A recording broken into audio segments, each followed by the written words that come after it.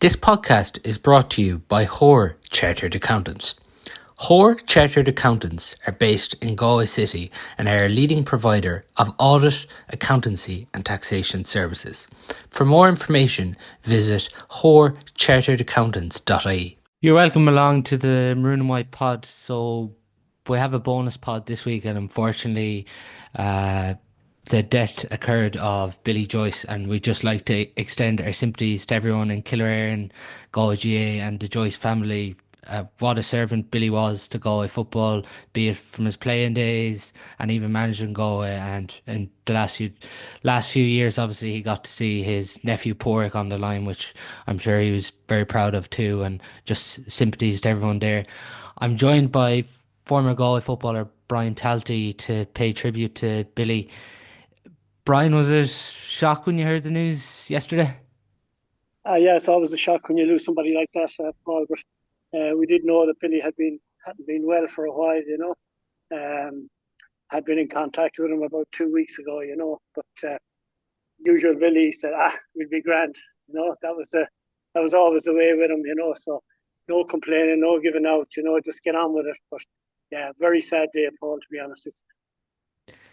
Just even with that, you stayed in touch, obviously, with Billy over the last few weeks. Yeah, when I heard he was back into hospital, just got in contact, But no, you never know it with him. He's just like we had met before, the Jim Carney's book was being launched as well. So, sad day, to be honest with you, when you get the news. Hard to believe when you think of the man he was, like that. Something like that would take him down, because never expected anybody to take that man down. Just even with this, Brian, what was he like as a player? And obviously, you got to experience him under a manager briefly as well too. What was your experience like with Billy?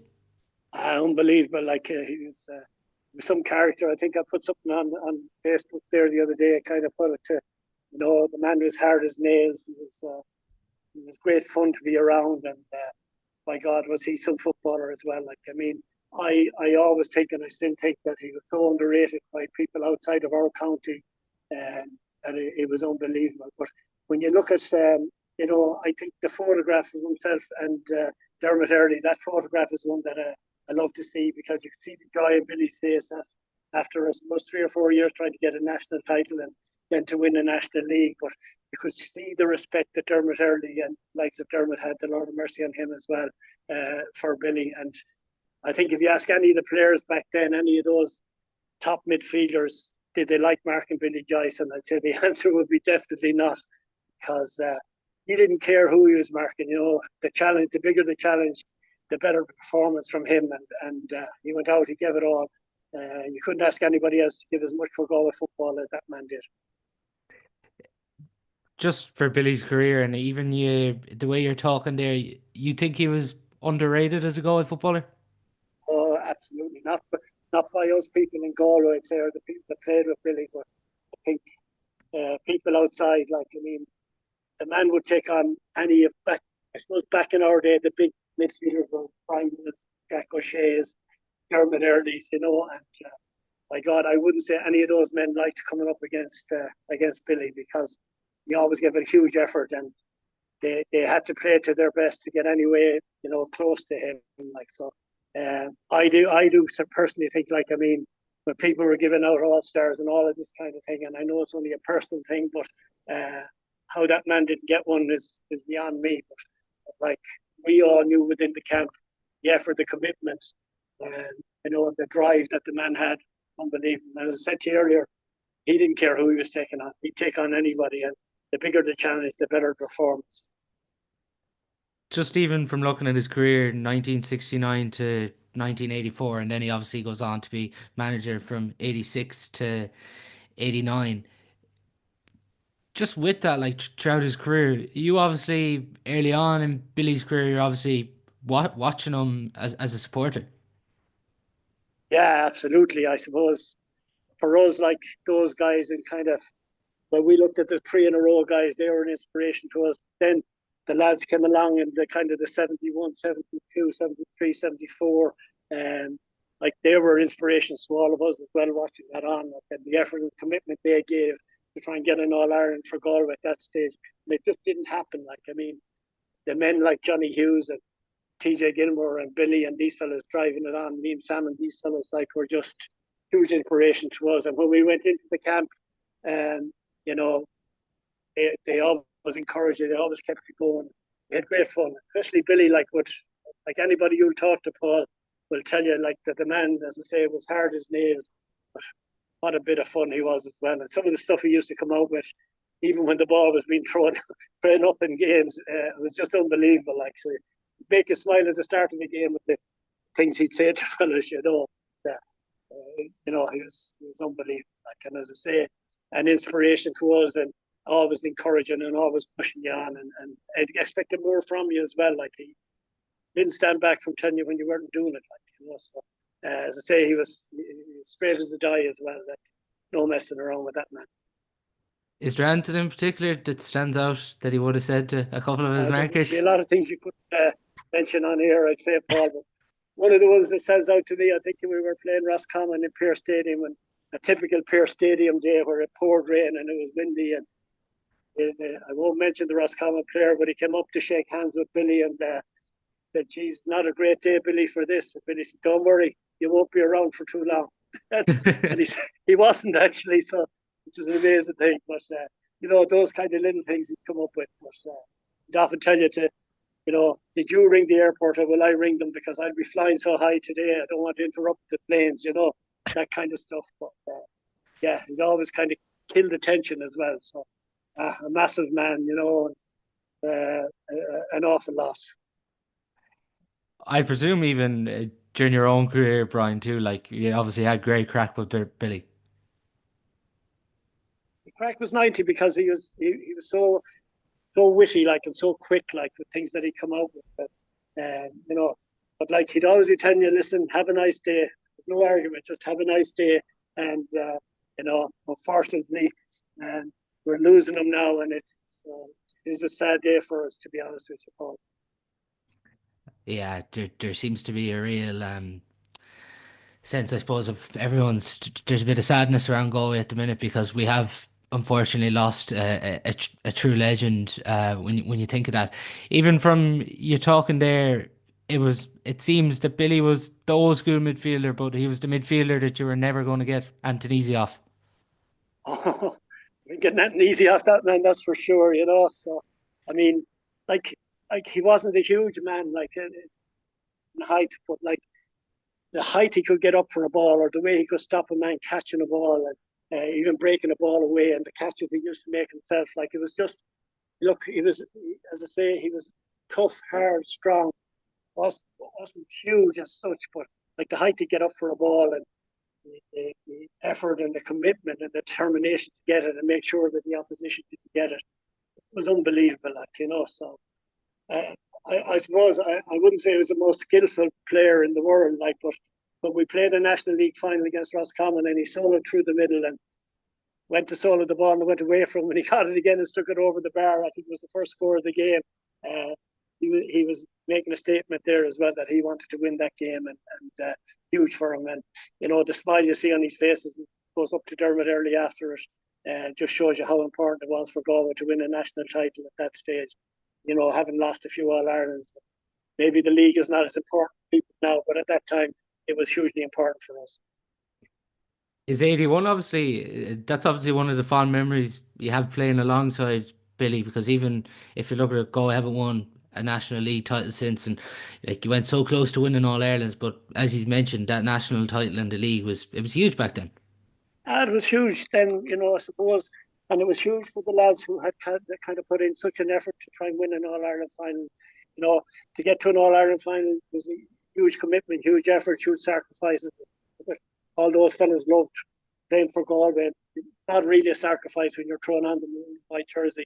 It's a joy to be out there and to be doing it, and the effort and commitment the lads gave to try and win it. It just didn't happen. And then I think, you know, just to win a national title for the likes of Billy and Tommy Joe and these fellas, Johnny Hughes, it was a huge thing at that time. Now, it might not be huge now, but as I say, see the smile on Billy's face. I think it's, you know, chatting to Dermot early after the match. Two great men, and both gone from us now, but it was huge at that time. You could even tell Borg's referenced it a few times in interviews that Billy used to kind of remind him that he was on the last team that won a league title with Galway. Yeah, yeah. Well, I suppose yeah, Billy would be like that. He'd be kind of pushing Porrick on, you know what I mean? I'd say Porrick was getting a lot of advice from him, when Porrick took over as manager and while he was playing as well. But I'm sure he listened to him very carefully because he knew his football, and he knew what had to be done, and he knew what had to be done to win as well. And the man's determination and spirit, and I think the joy he had when he put a maroon jersey on, or when he put on the white and red of Killererin, like he just loved it. He loved the challenge, and he wanted to get out there and win. And it was great, that he did it for Killererin and that they won championships and won a Connacht championship as well.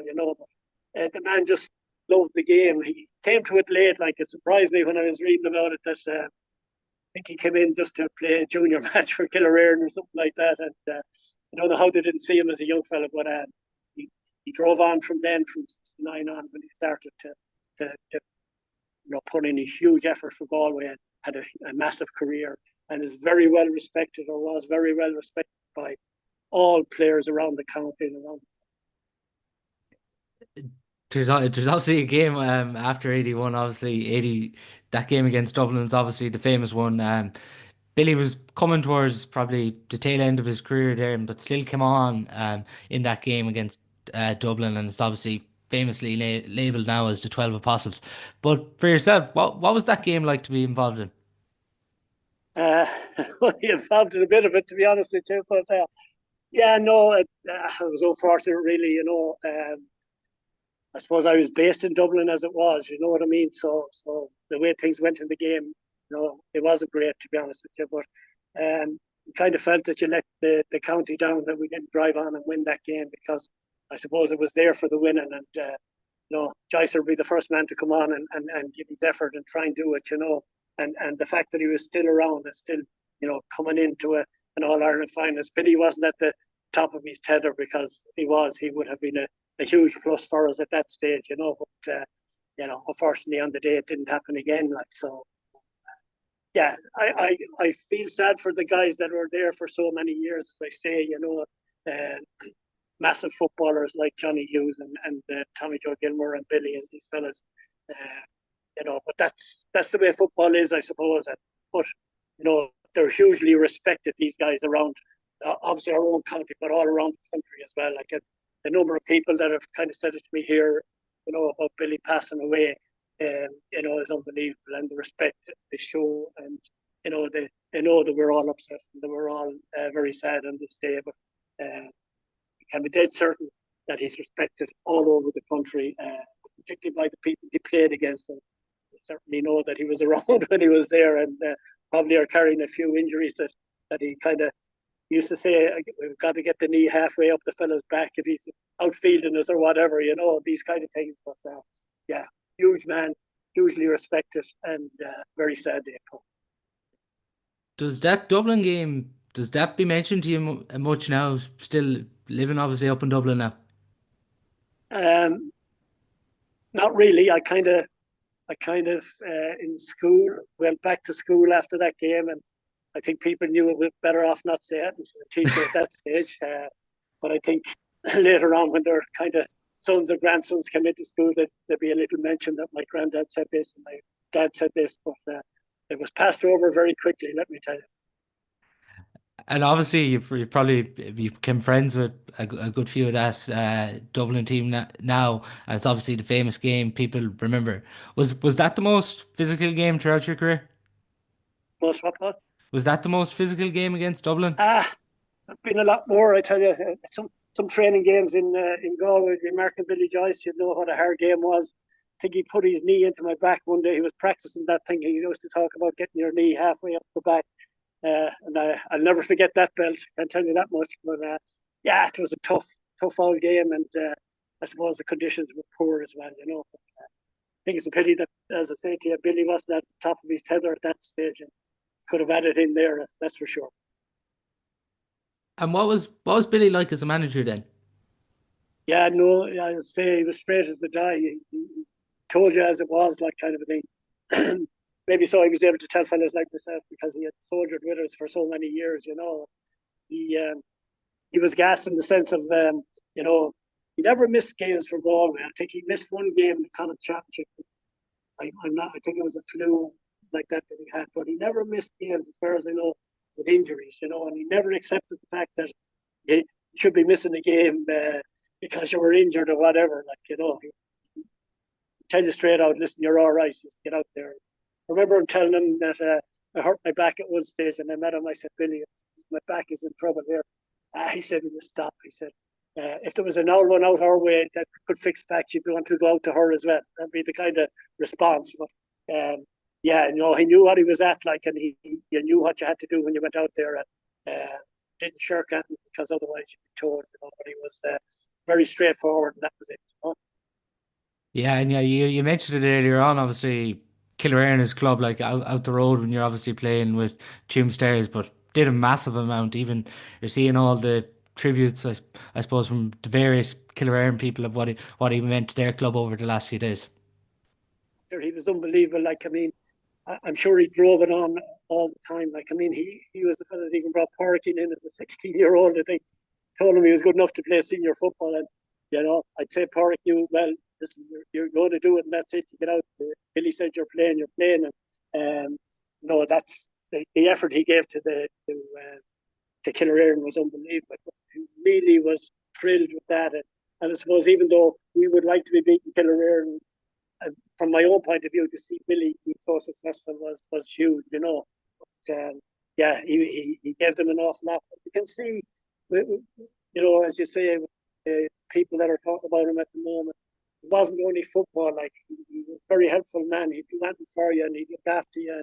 And obviously, his neighbours really loved the man as well. So, the people of Killearn obviously should put a statue up in the middle of Barnagaric for the man. A tough customer, I'd say, to come up against in club football too. Funny enough, I can't ever remember playing against them. Maybe Okay. we didn't get that far. That was maybe the thing. I actually was on probably to Dublin or whatever at that stage, but it was bad enough playing against them in training matches when you know what I mean. You'd be expected to be a little bit softer or whatever, but that was never going to happen because that's the way the man played. That's the way the man trained. I would say tough as nails, and he expected you to be the same way. So shirked that, and you were in trouble. Even with this too, Brian, it's going to be a really tough couple of days for everyone in Killearn and Galway with Billy. But is it nice in one sense to get to meet up with a couple of your teammates now around the funeral and share stories about Billy? Yeah, I suppose it is, Paul, but we prefer to meet in other circumstances, I Mm. suppose. And the tough day is for Maura and the family, and it's tough for us as well because, as you say, you never expect a man like him, or the Brian Mullins or the Dermot Earlys to pass on because they were just massive, massive men. Like, unfortunately, that has happened, and I suppose the big thing about for us and maybe for the family as well is everybody telling the little stories about Billy and little cracks that we had with him and that kind of thing. But it's going to be a sad day, and really for more in the family, it's very, very sad. Yeah, it really is, and our sympathies to everyone again in Killearn and Galway and all the Joyce family there, Brian. And I suppose in some circumstances, Galway obviously go out to play Dublin on Saturday now in the league, and I'm sure Porrick and all the group will want to honour Billy now on Saturday. Yeah, absolutely. Like, I think, as I think you've said earlier, we've lost a few people now, being Michael Coleman and that in the last while. Like, it's very sad for Galway, like, to lose people like this. But I'm sure if you say on Saturday, people will stand in respect, remember the great man, and a lot of people around Dublin that would have huge, huge respect for him, particularly in the football area. And there's no doubt about that. To show the respect on Saturday. It will be nice, I suppose, to even celebrate that minute of silence for Billy too in Croke Park on Saturday night. I'd say he'd go mad, to be honest with you, if Yeah. he thought that was going on. Probably want somebody to be telling a joke over the intercom or whatever, and I'm sure he'd prefer to have a big laugh and a big clap and everything like that. And certainly, that's the way I'll be thinking on Saturday night. I'll be smiling when I think of the man because yeah, yeah, great time. Just before we do finish, Brian, what are Galway Dublin games like for you now? Sure. At the moment, I'm retired from all football. I'm sitting here in Abbottstown where I'm working at the minute, so I'm kind of dealing with a lot of Dublin lads and other counties that are here. And football is Gaelic football, particularly. There's great contact. It's unbelievable. And you meet people and you have great chats. And everything that happened, good, bad, or indifferent on the field, is forgotten by most people. And you get on with it, and you have a laugh and you have a joke about what happened. When you get to my age, it's no harm having an old laugh and a joke about these things. So um, the good thing about most of us is that what happens on the field happens on the field, and we drive on and we enjoy the crack, and it's over, it's done with, and nobody holds that. And say if you were to say to Billy that somebody held something against him, have a nice grand. So no, it's yeah, no, as I say, I know lots of people around here have huge respect for Billy, particularly the older footballers. And if you talk to the Dublin team in the 70s, particularly the 70s, around that time, huge respect for the man. And a few of them had been in contact with people, it's tough. Uh, yeah, respect for him. And even with that, he obviously got to see Porrick League go in the last two All Ireland finals. It's a pity now he obviously didn't get to see Galway reach the Holy Grail so close over the last 3 years. But I'm sure even if you're looking at Galway Dublin, like even last year when Galway bet Dublin, he would have been delighted looking on. Oh, delighted!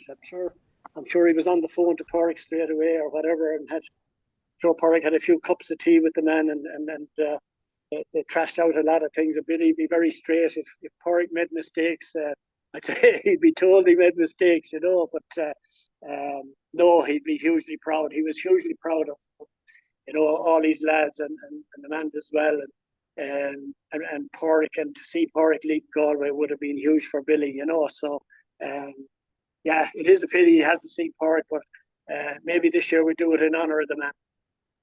Yeah, yeah. In even over the last few years, we've been close and looking good so far in the league. Are you still very much behind Galway now?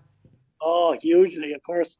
Maroon and white is in the blood. That's it. You know what I mean? So, oh yeah, we'll be out shouting and roaring again. But unfortunately, last year, I suppose, the injuries were the big thing for us, Paul. Last year, that particularly like the likes of Damien and Shane, and then losing Robbie Finnerty as well. These are class forwards that you can't lose. When you look at the game, there's only a point or two in it. These are fellas that will be getting great scores for you. So the hope this year is that all the lads, and it looks good so far, but there's a bit to go yet. But it looks good that the injuries are cleared up, and we're all waiting for Damo to come in. You know what I mean? I'd say Billy would love that man as well, because we say tough as nails. There's another man that's tough as nails and a great footballer. So um, yeah, we'd have great hope. I'm sure everybody in Galway will have great hope again this year as well, and hopefully, as I say, the injuries are done and dusted with, but and we'll drive on. Yeah, that really is the hope now this year that we can really push on and hopefully get over the line. But again, just before we finish, may Billy Joyce rest in peace, and sympathies to everyone in Killearn and everyone associated with Galway GA. And Brian Talty, thanks a million for coming on to the podcast.